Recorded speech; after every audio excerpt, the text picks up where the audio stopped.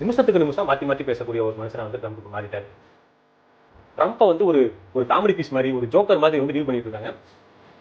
எவனாவது அமெரிக்காவுக்கு படையா இருக்கிறதுக்கு இடம் விட்டீங்கன்னா அந்த நாடு வந்து இனிமே இருக்காது, அது ஈரானோட பகுதியை நான் மாற்றிடுவேன் அப்படின்னு சொல்றாங்க. இப்போ இந்தியாவுக்கு பர்மிஷன் கொடுத்ததா சொல்றீங்க, இன்னும் இந்தியாவில தான் தட்டுப்பாடு இருக்கு. இப்போ பெட்ரோல் பெர்மிஷன் கொடுத்தா இது வந்து என்ன இந்தாங்க காசு அப்படின்னு எடுத்து இப்படி கொடுக்குறாங்க. இவங்க நல்லவங்கன்னு சொல்றதுக்காக வேண்டி இஸ்லாமியர்களை தீவிரவாதிகளையும் சித்தரிச்சுட்டு இருந்தாங்களோ அதே மாதிரி இவங்களை வல்லரசுன்னு சித்தரிச்சுட்டே இருந்திருக்காங்க. சவுதியும் இறங்குறதா சொல்றாங்க. சவுதி வந்து ஈரானுக்கு சவுதி இறங்கி என்ன பண்றது? அங்க என்ன இருக்கு இறங்குறதுக்கு? இப்போ இங்க போர் நடந்துகிட்டு இருக்க ஒரு பக்கம், நம்ம நாட்டுல நம்ம பாரத பிரதமர் வந்து லாக்டவுனுக்கு ரெடி ஆகிட்டேங்க சொல்றாங்க. அதை பத்தி என்ன நினைக்கிறீங்க? அதாவது இந்த உலகமே இந்த வயசானவங்க கிட்ட மாட்டிக்கிட்டு பாவம். அதாவது நான் என்ன சொல்லுவேன்னா, ஆக திடீர்னு கேஸ் 60 ரூபாய் ஏற்றிட்டான், நாளைக்கு பெட்ரோல் 100 ரூபாய் ஏற்றிட்டானா என்ன பண்றது? ஏன்னா அரசாங்கம் என்னைக்கு லாப நோக்கத்தோட செயல்படுதோ அப்ப மக்கள் வந்து தன்னை பாதுகாத்துக்கிறதுக்கு இப்படி பேனிக்காக தான் செய்வாங்க. கண்டிப்பா இருக்கும் இல்லையா? 10,000 வருஷம் ஓல்டு மதருக்கு 70 வருஷம் ஓல்டு ஃபாதர் அப்படிங்கும் போது எவ்வளவு பெரிய ஒரு பயங்கரமான காம்பினேஷன் ஆகும்ல. அரசாங்கம் அப்படிங்கிறது மக்களுக்கு சேவை செய்வதற்காக தான். எதனால அப்படி சொல்றோம்னா, அரசாங்கத்துக்கு நம்ம வரி கட்டுறோம். ஸோ மக்களுக்கு ஒரு கஷ்டம்னா அதுக்கு என்ன செய்யணுமோ அதை செஞ்சு கொடுக்கறது அரசாங்கத்தோட வேலை.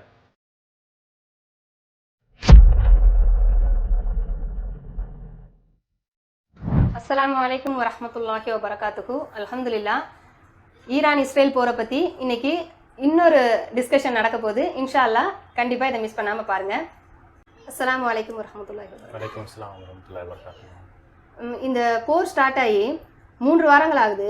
இந்த 3 வாரத்துக்குள்ளேயே ட்ரம்ப் அவர்கள் நாங்கள் போரில் ஜெயிச்சிட்டோம் அப்படின்னு சொல்கிறாங்களே, அதை பற்றி நீங்கள் என்ன நினைக்கிறீங்க? ஆக்சுவலாக இதில் வந்து நம்ம ஒரு 3-4 ஆங்கிளில் வந்து இந்த ஸ்டேட்மெண்ட் வந்து நம்ம அணுகணும். ஃபஸ்ட்டு, ட்ரம்ப்பை பொறுத்த வரைக்கும் வயசில் என்ன தான் மூத்தவராக இருந்தாலும், என்ன தான் வந்து அமெரிக்காவுக்கே பிரசிடெண்ட்டாக இருந்தாலும், அது வயது மூப்புனாலையா இல்லை அவங்களுக்கு இருக்கிற ஒரு மமதையினாலையா என்னன்னு தெரில, நிமிஷத்துக்கு நிமிஷம் மாற்றி மாற்றி பேசக்கூடிய ஒரு மனுஷனை வந்து ட்ரம்ப்புக்கு மாறிட்டார். ஸோ ஒவ்வொரு அதாவது ஒரு மனுஷன் ஒரு ஸ்டேட்மெண்ட் சொல்லிவிட்டு ஒரு 3 மாதம் கழிச்சு அதை மாற்றி சொன்னான் அப்படின்னா சரி மறந்துட்டாங்க அல்லது வந்து சூழ்நிலை மாறிடுச்சு அப்படிங்கிற மாதிரி ஒத்துக்கலாம். காலையில் ஒரு ஸ்டேட்மெண்ட்டு, மத்தியானம் ஒரு ஸ்டேட்மெண்ட்டு, சாயந்தரம் ஒரு ஸ்டேட்மெண்ட்டு, டீ குடிச்சிட்டு வந்ததுக்கப்புறம் ஒரு ஸ்டேட்மெண்ட் அப்படின்னு அவர் பேசுகிற எல்லாமே பார்த்தீங்கன்னா மாறி மாறி தான் பேசிகிட்டு இருக்காரு. இதில் இப்போ போரில் வந்து நம்ம ஜெயிச்சிட்டோம் அப்படின்னு அவர் சொல்கிறதுக்கு இந்த மாதிரி ஒரு காமெடியான ஒரு ஸ்டேட்மெண்ட் வந்து நம்ம பார்த்துருக்கவே முடியாது. இதில் ஒரு 4-5 ஆங்கிள் அதை பார்க்கலான்னு சொன்னேன் இல்லையா? ஃபஸ்ட்டு நம்ம பார்க்க வேண்டிய ஆங்கிள் என்ன அப்படின்னு கேட்டிங்கன்னா, அமெரிக்கா வந்து ஒரு வல்லரசு நாடு. எந்த அளவுக்கு வல்லரசுனா உலகத்திலேயே தான் தான் நம்பர் 1 அப்படின்னு சொல்லிக்கிட்டு இருக்கு. ஐக்கிய நாடுகள், அந்த யுனைடெட் நேஷன்ஸும் வந்து அவங்களுடைய கைப்பாவை தான். அப்புறம் இந்த கல்ஃப் கண்ட்ரிஸ் இருக்கு பாருங்க, மிடில் ஈஸ்டில் இருக்கக்கூடிய எல்லா நாடுகளுமே வந்து அவங்களுக்கு கொத்தடிமை மாதிரி தான். அதாவது வெனிசுலாங்கிற ஒரு நாட்டுக்குள்ளே போய் அந்த நாட்டோடைய அதிபரையே வந்து ஒரு நைட்டில் தூக்கிட்டு வந்து இனிமேல் வெனிசுலா வந்து அமெரிக்காவோட பகுதி தான், அதாவது வெனிசுலாவில் இருக்க ஆயில் வந்து நான் தான் வந்து விற்க போகிறேன் அப்படின்னு சொல்கிற அளவுக்கு ஒரு பெரிய அதிகாரம் படைச்ச ஒரு நாடு. அந்த அளவுக்கு ஒரு வல்லமை பொருந்திய ஒரு இன்னொரு நாட்டில் போய் ஒரு தூக்கிட்டு வரான். மற்ற நாடுகள் யாருமே கேள்வி கூட கேட்கல. இப்போ நம்ம வீட்லேயே பக்கத்து ஒரு சண்டை நடக்குது அப்படின்னா பக்கத்து வீட்டுக்காரங்க வந்து கேட்பாங்கல்ல, என்னடா உங்கள் வீட்டில் வந்து யாரா வந்து நீ இது பண்ணிட்டு இருக்க, அப்படி யாருமே கேட்கல. அந்த அளவுக்கு மற்ற உலக நாடுகள் எல்லாமே பயப்படக்கூடிய ஒரு நாடு. அதாவது இந்தியாவில் ஒரு பாதி சைஸ் கூட கிடையாது. ஈரான் அப்படிங்கிற ஒரு நாடு வந்து இந்தியாவில் ஒரு பாதி கூட கிடையாது. இத்தனைக்கும் அவ்வளோ சாங்ஷன்ஸ் போட்டு அந்த நாட்டு மேலே மற்ற நாடுகள் யாரும் வர்த்தகம் பண்ணக்கூடாதுன்னு சொல்லி அவங்க மேலே அவ்வளோ பொருளாதார தடையை விதித்து அவங்களுக்கு வந்து வெளியிலேருந்து சரக்குகள் உள்ளே போகாத மாதிரி, உள்ளே இருக்கக்கூடிய அவங்களுடைய வளங்களை விற்க முடியாத மாதிரி இந்த அளவுக்கு லிமிட்டேஷன் போட்டு வச்சுருக்கிற ஒரு நாடோட 3 வாரமாக சண்டை போட்டுக்கிட்டு இருக்காரு. அதுவே வந்து அமெரிக்காவுக்கு ஒரு பெரிய ஒரு தோல்வி தான். சொன்னப்போனால் ஒரு மான பிரச்சனைன்னு கூட சொல்லலாம். ஏன்னா வெனிசுலா மாதிரி ஒரு நாட்டில் ஒரு அதிபரையே ஓவர் நைட்டில் தூக்கிட்டு வந்த ஒருத்தரால் ஒரு பேச்சிலே வந்து ஒரு போரை நிப்பாட்டணும். அதாவது போருன்னு ஆரம்பிக்கிறதுக்கு முன்னாடி ஐயோ அமெரிக்காவா, நான் வந்து ஒத்துக்கிறேங்க, உங்களுடைய இது என்ன இருந்தாலும் நான் ஒத்துக்கிறேன், நான் வந்து சரண்டர் ஆகிறேன்னு சொல்கிற மாதிரி இருந்தால் தான் உண்மையிலே அந்த நாடு வந்து ஒரு பெரிய வல்லமை பொருந்திய ஒரு வல்லாதிக்க நாடு, சூப்பர் பவர் அப்படின்னு வந்து ஒத்துக்கலாம். ஒரு சின்ன நாடு, நம்மள பல பேருக்கு ஈரான் வந்து எங்கே இருக்குன்னு கூட தெரியாது. இப்பதான் வந்து பாக்குறாங்க. இப்ப கூட ஈரான மேப்ல டக்குன்னு எடுத்து காமிங்க அப்படின்னு சொல்லி தெரியாது. இந்த கேஸ் தட்டுப்பாடு அது இதுன்னு வரவும் தான் அதை பத்தி விசாரிச்சு ஆரம்பிக்கிறாங்க. ஈரான் எவனோ ஒருத்தர் இப்ப வெனிசுலா எங்க இருக்குன்னு கேளுங்க, நிறைய பேருக்கு தெரியாது. அந்த நாட்டோட அதிபரையே வந்து தூக்கிட்டு போயிருக்காங்க. அது நமக்கு ஏன்னா நமக்கு வந்து அது பாதிப்பு வரல. ஆனால் ஈரான் அடிக்கும்போது முதல்ல கூட சரி ஓகே எவனோ சண்டை போட்டுக்கிறான் நமக்கு என்னன்னு தான் மக்கள் இருந்தாங்க. ஆனால் நீங்கள் சொன்ன மாதிரி கேஸ் பெட்ரோல் எல்லாமே வந்து பாதிக்குது. மோடியே வந்து அடுத்து லாக்டவுன்லாம் வரப்போகுது, அதுக்கேற்ற மாதிரி தயாராக்கிங்கிற மாதிரி ஸ்டேட்மெண்ட்லாம் விட்டுறாருங்கிற மாதிரி மக்கள்கிட்ட நியூஸ் பரவணுன்னு இந்த அளவுக்கு ஒரு பிரச்சனையா?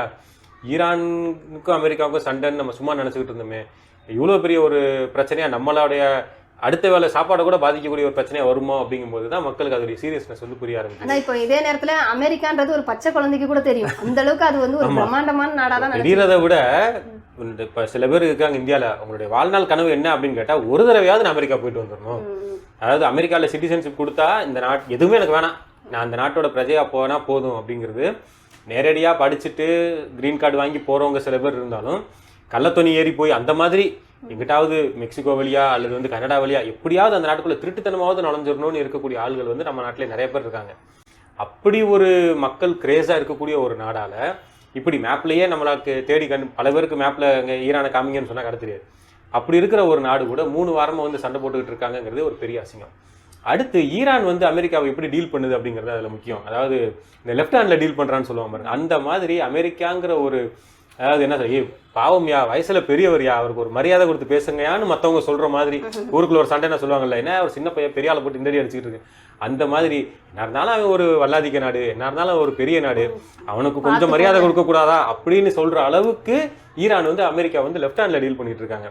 ஃபஸ்ட்டு என்ன பண்ணுறாங்கன்னா, உன்னுடைய ஆயுத கிடங்கு எங்கெல்லாம் இருக்கும், நீ இங்கனுக்குள்ளே இருந்து தானே நான் அடிக்கிறேன், உன்னை நான் அமெரிக்காவுக்கு வந்து அடிக்க மாட்டேன், உனக்கு எங்கே அடித்தா வலிக்குமோ அந்த இடத்துல நான் அடிக்கிறேன் அப்படின்னு கத்தார், பஹ்ரைன், யுஏஇ, சவுதி, இப்படி அவங்களுக்கு எங்கெல்லாம் ஆயுத கிடங்கு இருக்கோ அந்த எல்லா இடத்துலையும் முதல்ல அடித்தாங்க.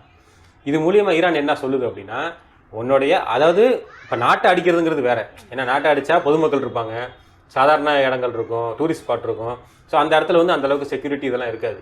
ஆயுத கிடங்கு மிலிட்ரி பேஸ் அப்படிங்கும்போது அந்த இடமே மிலிட்ரிக்காக உருவாக்கப்பட்டது.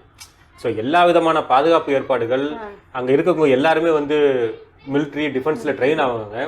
அவங்களே நான் நேரடியாக அடிக்கிறேன் அப்படிங்கும்போது அப்போ என்ன தோணும் அப்படின்னா, இவங்களே இந்த அடி அடிக்கிறாங்களே, இப்போ ஊருக்குள்ள வந்து அவங்க என்ன அடி அடிப்பாங்க, இன்னும் பொதுமக்கள் யாரும் தொடவே இல்லை. அவங்க மிலிட்ரிக்காரன் தானே, நான் ஒன்று மிலிட்ரி பேஸே அடிக்கிறேன்னு சொல்லி அடிக்கிறான். அதுல இருந்து அமெரிக்கா வந்து பயந்து ஓடிக்கிட்டு இருக்காங்க. இப்போ ஈரான்காரன் என்ன சொல்றான் அப்படின்னா, இந்த கல்ஃப்ல உள்ள இடத்துல எல்லாத்துலயும் நாங்கள் அடிச்சிட்டோம், அமெரிக்க ராணுவக்காரங்களை வந்து எங்களால் கண்டுபிடிக்க முடியல, ஏன்னா எல்லாம் போய் ஒளிஞ்சுக்கிட்டு இருக்காங்க, நாங்கள் வந்து மக்களுக்கு வந்து சொல்லிக்கிட்டு இருக்கோம், அமெரிக்காக்காரங்க எங்கேயாவது ஒளிஞ்சிருந்தா சொல்லுங்க, நாங்கள் உங்களை அடிக்கணும் அப்படின்ட்டு. அந்த மாதிரி வந்து பயந்தாங்கொழிகள் எல்லாரும் போய் ஒளிகிறாங்கன்னு சொல்லிட்டு அமெரிக்காவுடைய அந்த ஸ்போக் பர்சன் டெய்லி வந்து பேட்டி கொடுத்துட்டு இருக்காரு. எந்த அளவுக்கு பேட்டி கொடுக்குறாருன்னா, ஒரு பேட்டி அவர் ஆரம்பிக்கிறாரு, mister Trump you are fired அப்படின்னு தான் அவரோட பேட்டி ஆரம்பிக்குது.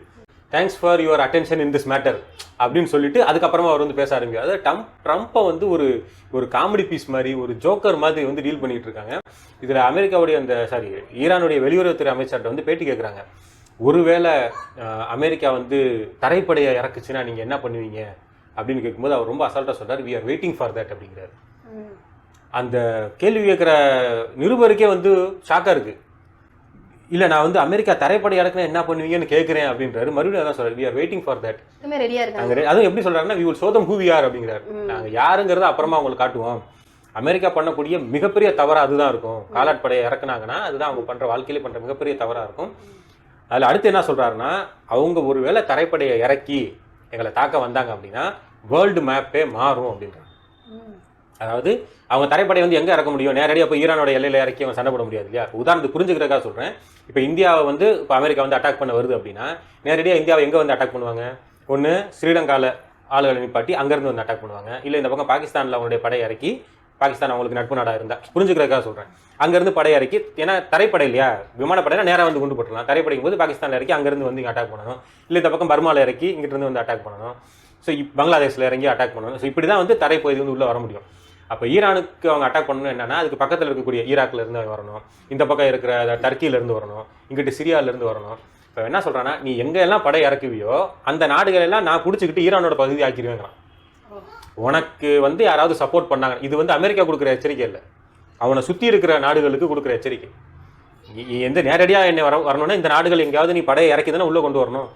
எவனாவது அமெரிக்காவுக்கு படையை இறக்கிறதுக்கு இடம் கொடுத்தீங்கன்னா அந்த நாடு வந்து இனிமேல் இருக்காது, அது ஈரானோட பகுதியாக நான் மாற்றிடுவேன் அப்படின்னு சொல்கிறாங்க. அடுத்து என்ன சொல்லியிருக்காங்கன்னா, யுஏஇயை வந்து நாங்கள் ஈரானோட ஒரு பகுதியை வந்து நாங்கள் மாற்றிடுவோம், அது எதுக்கு சொல்கிறாங்கன்னா, இப்போ இந்த ஸ்ட்ரைட் ஆஃப் ஹுர்முஸ்ன்னு சொல்கிறாங்க, அது வழியாக தான் இந்த கப்பல் போக்குவரத்து எல்லாமே நடந்துகிட்டு இருக்கு.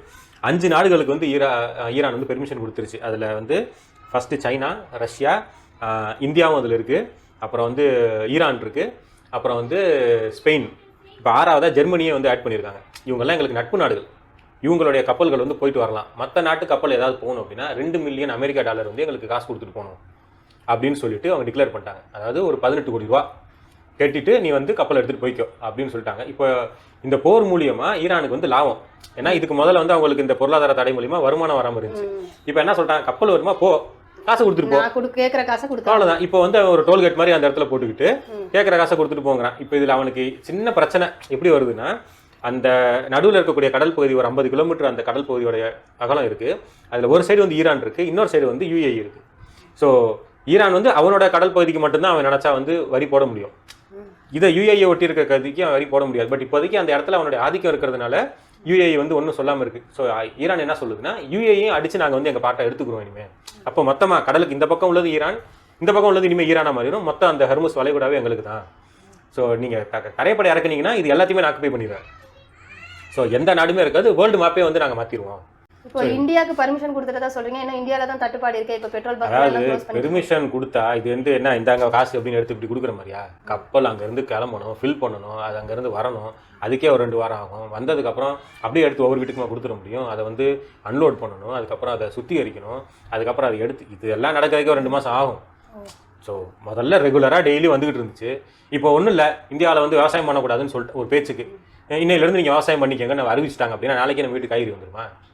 உழுகணும், விவசாயம் பண்ணணும், விதையை நடணும், அதுக்கப்புறம் அது முளைச்சி இந்த ஒரு ப்ராசஸ் இருக்குல்ல. சரி, என்னதான் போகிறதுக்கு அனுமதி கொடுத்துருந்தாலும் இதெல்லாம் நடக்கிறதுக்கு டைம் ஆகும். கப்பல் வந்து அது வர்ற விதத்தில் தானே அது வரும்.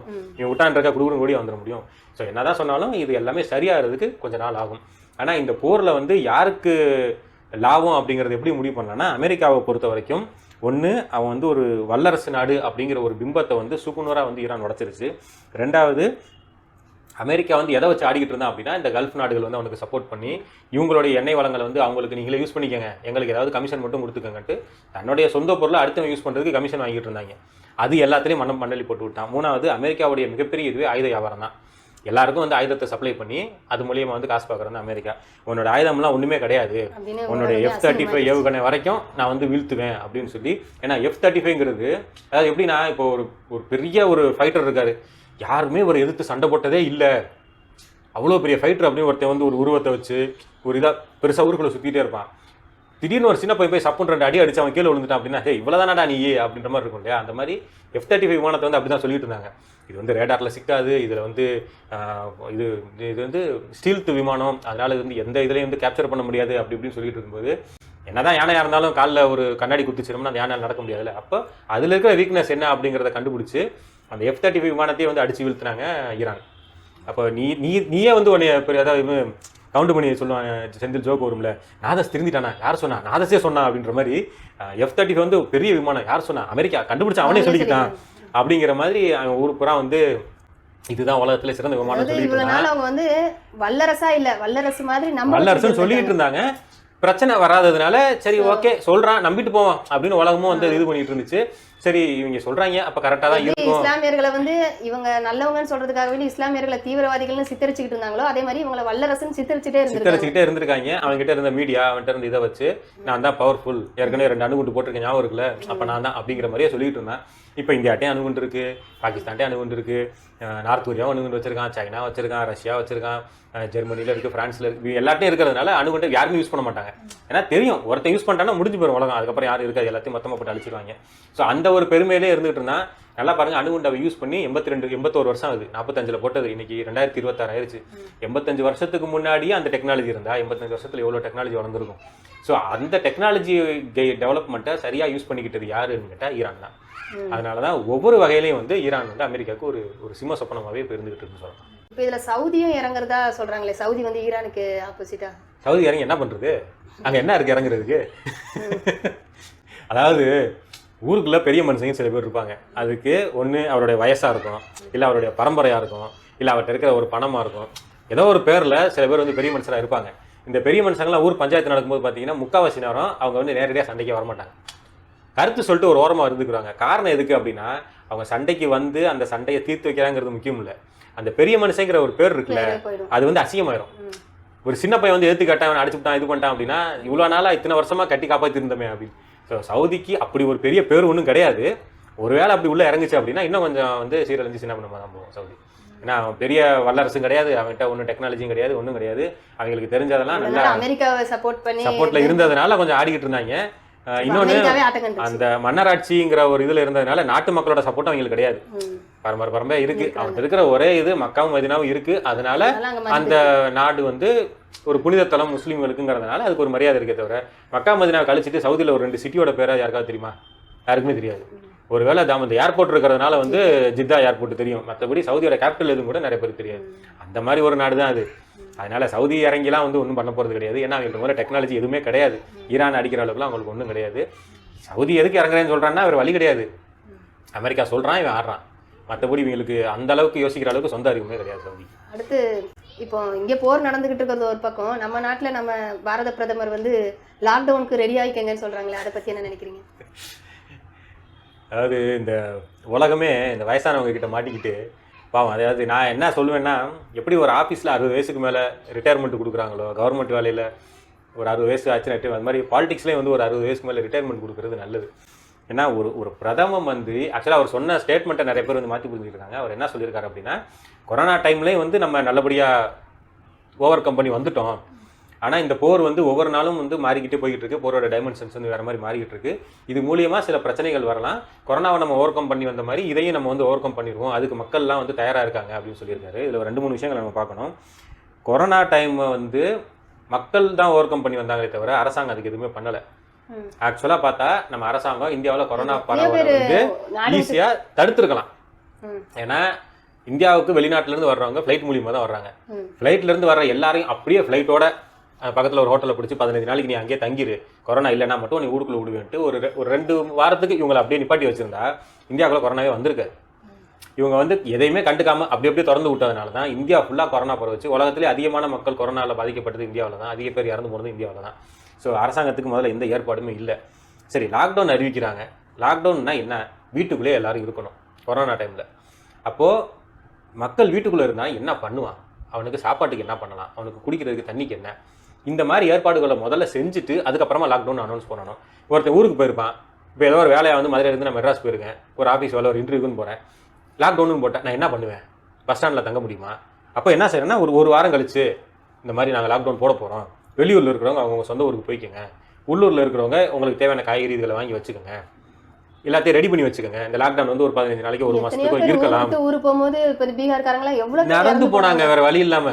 அப்ப அரசாங்கம் வந்து இந்த லாக்டவுனுக்காக பண்ணது என்ன? சரி, லாக்டவுன் போட்டாச்சு, வெளியூர்ல ஆளுங்க மாட்டிக்கிட்டு இருக்காங்கன்னு தெரியுது. அப்ப நீ என்ன செய்யணும்? ஒவ்வொருத்தரையா வந்து செக் பண்ணி யாருக்கு நோய் இல்லையோ அவங்க மட்டும் ட்ரெயினில் ஏற்றி அனுப்புறதுக்கு ஸ்பெஷல் ட்ரெயின் விட்டுருக்கணும், பஸ் விட்டுருக்கணும். அப்படி எதையுமே செய்யலை. இல்லையா, நீ எந்த ஊரில் இருக்கீங்களோ அந்த ஊரில் இருங்கப்பா. அந்த ஊரில் இருக்கிற கவர்மெண்ட் ஸ்கூலோ அல்லது வந்து கவர்மெண்ட் ஹாஸ்பிட்டல், கவர்மெண்ட் ஆஃபீஸ், ஏதோ ஒரு இடம் நீங்கள் எல்லாம் போய் தங்கிக்கங்க. உங்களுக்கு அரசாங்கத்தில் நாங்கள் சோறு போடுறோம்.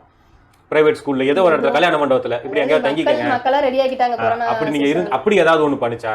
ஸோ அரசாங்கம் என்ன பண்ணிச்சு கொரோனா டைமில் மக்கள் நம்ம நல்லபடியாக இருக்கிறதுக்கு? இப்போ மறுபடியும் லாக்டவுனுக்கு மக்கள் தயாராங்க அப்படின்னா நம்ம தான் வந்து நம்மளை பாதுகாத்துக்கணும்.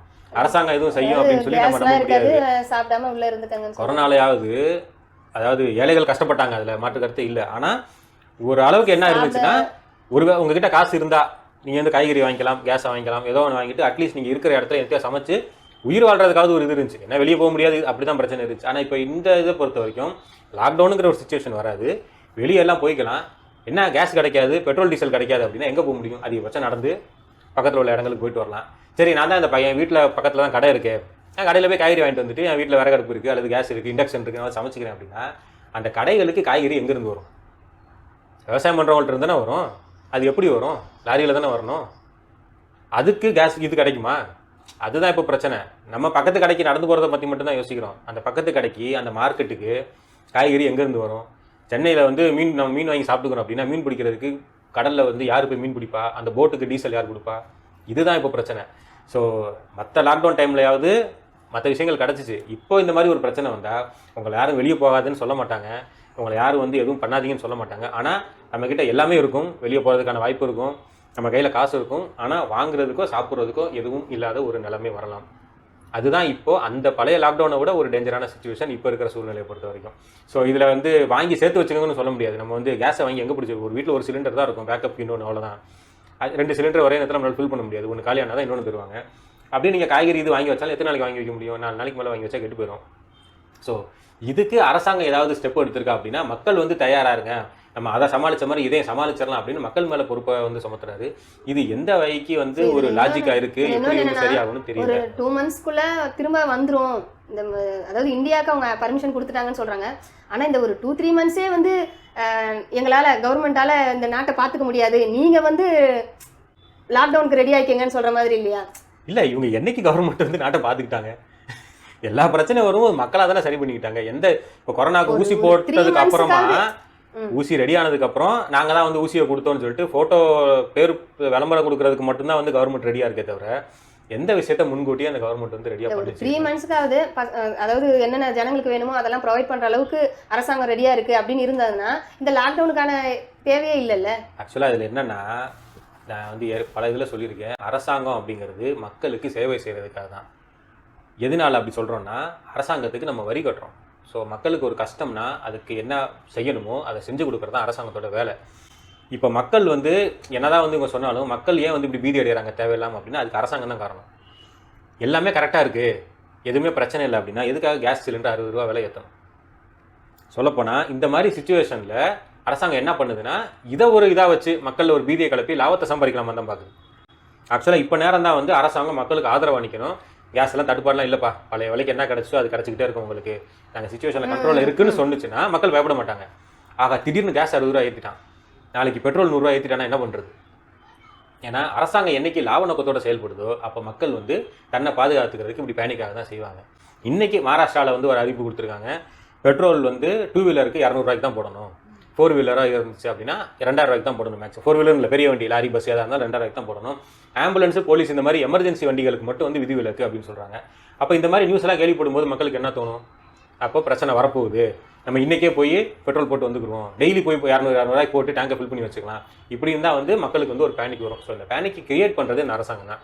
எதுவும் பிரச்சனை இல்லை, விலையெல்லாம் ஏற்றலை, எல்லாமே நார்மலாக கிடச்சிக்கிட்டு இருக்குது, நாங்கள் ஈரானோட பேச்சுவார்த்தை நடத்திட்டோம், நல்லபடியாக எல்லாமே வந்துடும் அப்படின்னு இருந்துச்சுன்னா மக்கள் வந்து தேவையில்லாமல் வந்து டேங்கை ஃபுல் பண்ணி வச்சு இது பண்ணி வைக்கிறதுக்கு அவங்க லூஸா காசை கொடுத்து தானே வாங்குறாங்க, தேவையில்லாமல் வாங்கி வைக்கிறதுக்கு மக்களுக்கு என்ன?